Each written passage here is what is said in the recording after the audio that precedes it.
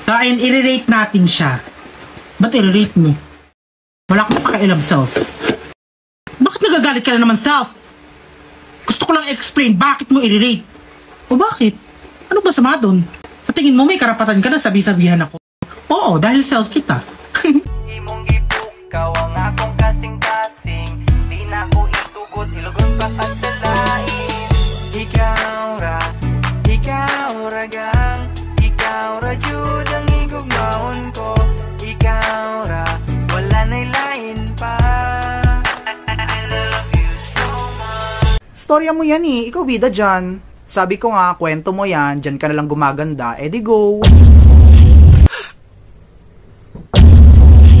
Unahin niya yung hygiene bago yung pagpaparinig, mumog, mga ganon. Sana mapatawad pa din nila ako. Alam ko magnanakaw siya. May ganun sabi ko yon. Kapag ako yung nag-story, ako yung nagparinig, ako yung masama, ang pangit yung kabanding. Ay, hindi po kasi ako mukhang hybrid na langgam. Baka? I don't know, hindi ko lang siguro siya matandaan. Alam mo ko, kilala mo ako, never akong pumatol sa issue, never ako nagsalita. Pero dito sa natin sisimulan. Sinasabi nilang ganon yan. Ano yan? Tujong ba yan? Sino bang nagturo sa inyo yan? Wag po niyo po usuin yan kasi pang-adik po yan.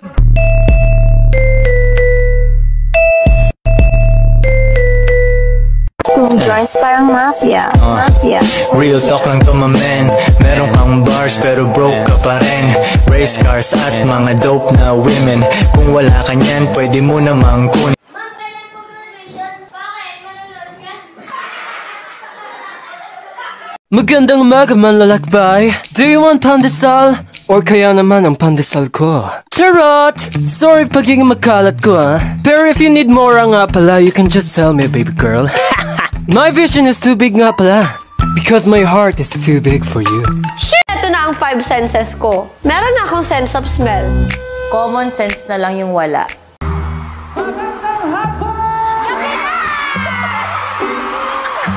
No? Dalawang siopaw, isang suman, isang siomay. Dalawang siopaw, isang suman, isang siomay. Okay, dalawang siopaw, isang suman, isang siomay. Sir, ano po order nyo? Isang sumaw. Mat pa? O sige, makinig kayo lahat Addition, simplihan natin. Go. Bisa mga sagot. Bisa man tanong. Aba, kung makadiman ka. Bibigyan kita ng 314 apples. Dadagdag ko ng 614 apples. Sagot mo. Thank you. Natural. Ang dali ng tanong. Ano ba yan? Wala bang mahirap na tanong? Sandali. Bakit? Ba't ka nag-thank you? Ikaw kaya ang bigyan ng 300 naman, Saras. Dinagdagan pa ng 600. Hindi ka magpapasalamat? Ang dami-dami nun. Hindi ko alam kung paano ko yung bubuhatin. Hindi ko hinihingi mag-thank you ka sa akin. Ang hinihingi ko yung sum ng mga apples. Pag nagbigay ka, huwag ka manghinang kapalit. Masama yun.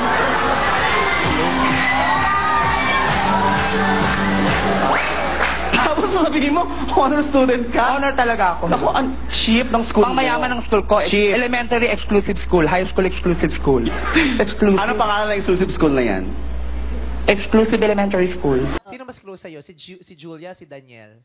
Siyempre magkaiba kasi pag yung mga secrets ko, siyempre kay Julia yon kasi siya yung parang ate. Tapos si DJ... Yung secret mo, sinishare mo kay Julia. Tapos yung secret na yon si Daniel din. Hindi! Pag yung mga kalokohan...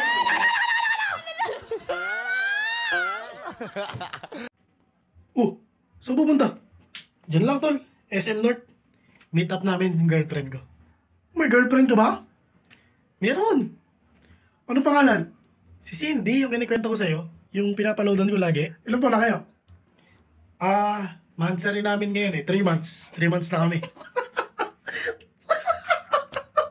Bakit? Mas tama ako Gago tol. Ako si Cindy, pinagtitripan lang kita. 3 months na tayo tol, congrats. Joke lang yun tol, huwag ka magalit. Biro lang, hindi ka naman alam na aabot tayo sa ganito. Totoo lahat ang sinabi ko sa'yo. Kahit ano ka pa, tatanggapin kita. Gago hindi, trip lang yun, ako yun, si Cindy. Mahal kita, wala akong pakialam. Sa loob ng 3 buwan, pag-uusap natin gabi-gabi, lahat ng Tampuhan natin, kinaya ko. Sabi ko, tatanggapin ko kung ano ka. Seryoso ka ba? Prank mo pa ako Okay, di binalik ko sa'yo ngayon yung prank mo. Yan ang dahilan kaya dinadaan ko sa ganito lahat. Kasi alam ko naman na hindi mo matatanggap eh. Di ba? Sabi mo pa, tatanggapin mo kung ano ako. Ngayon, eto ako. Ano? Iiwas ka na rin? Sasabihin mo, biro lahat? Bakit? Kita niyo ba yun 3 buwan? Minahal kita. Nag-uusap tayo gabi-gabi, di ba? Lahat yun. Ay, patunayan mo, mahal mo ako. Nandito ako sa harap mo ngayon. Halikan mo! Huwag mo ako subukan, Peter. Alam mong mahal talaga kita. At ipinanganak niya kaming 4. Si Girlie, ang girl. Si Peter, the boy. And that's me, Mark.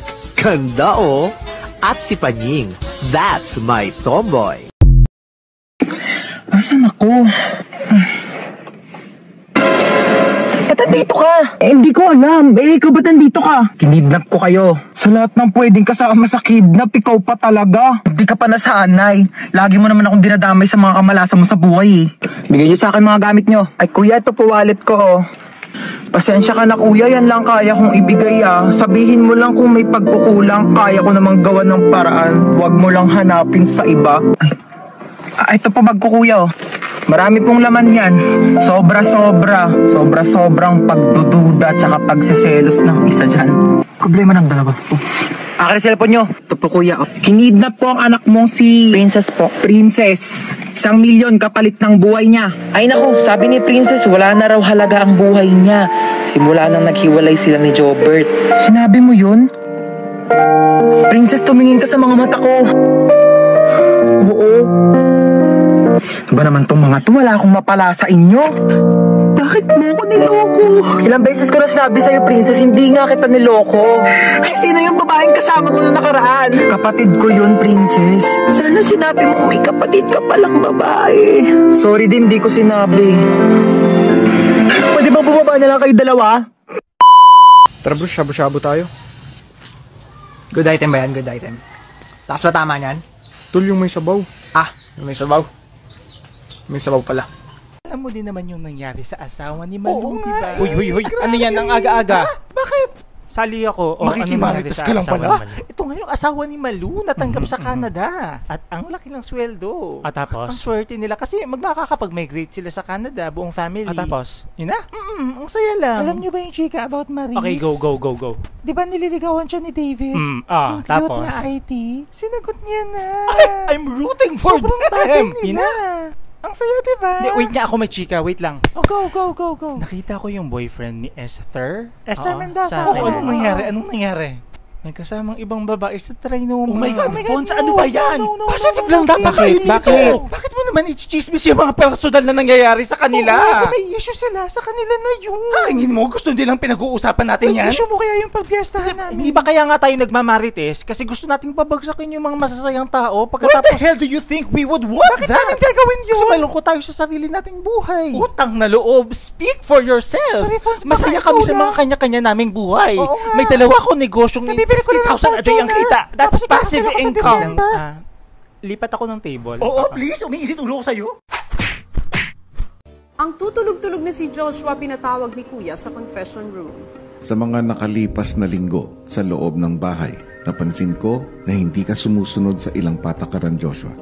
Malinaw na nakasaad sa alituntunin ng aking bahay na ang sinumang housemate na maging bayolente ay dapat paalisin. Dahil dito, ikinalulungkot kong sabihin sa iyo, ikaw ay pinapatawan ko ng forced eviction.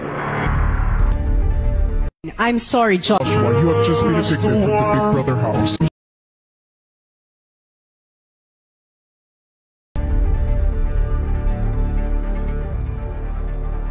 Dahil na rin sa desisyon ito, kayo ay ligtas na sa eviction. May pack pa kayo? Meron. Lipad ka nga. Kapal ng mukha niya, pangit naman siya. Hindi ko alam pare, sobra naman kasi siya. Ginagawa ko naman lahat. Pokpok! Nagsisisi to. Tumingin mo, na ako. Then, gago, hindi ako malungkot pare. Ang dami ko kayong shorty sa phone ko. Paala ka, hindi ka makakaharap ng katulad ko. Tatawag yun, lagi silang tumatawag. O, diba, tropa mo to si ano? Wag mo nang tropahin yun. Walang kwenta yun. Sinungaling. Sobrang I'll fall apart. Fuck that bitch.